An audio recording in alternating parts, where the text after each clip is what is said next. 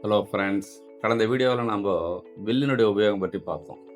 இப்போ என்ன பார்க்க போகிறோம்? ஷெல் செகண்ட் பர்சன் மற்றும் தேர்ட் பர்சனில் எப்படியெல்லாம் பயன்படுகிறது என்பதை பற்றி தான் பார்க்க போகிறோம்.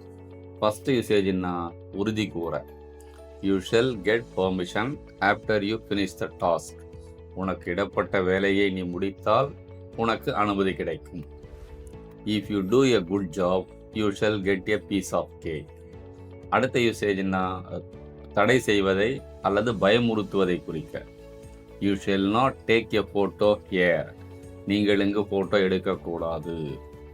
You shall be dismissed if you join the strike. வேலை நிறுத்தத்தில் கலந்து கொண்டால் நீ பதவி நீக்கம் செய்யப்படுவாய். இந்த மாதிரி தடை செய்யறத பயமுறுத்துவதை குறிக்கிறது பயன்படுத்தலாம் ஷெல். மற்றவர்களின் கருத்துக்களை கேட்க. Where shall we put the sofa. எங்கே இந்த சோஃபாவை போடலாம் அப்படின்னு மற்றவங்களோட கருத்துக்களை கேட்கலாம். அந்த மாதிரி சூழ்நிலையில் we may use shall. அடுத்த example, shall I open the windows to get fresh air.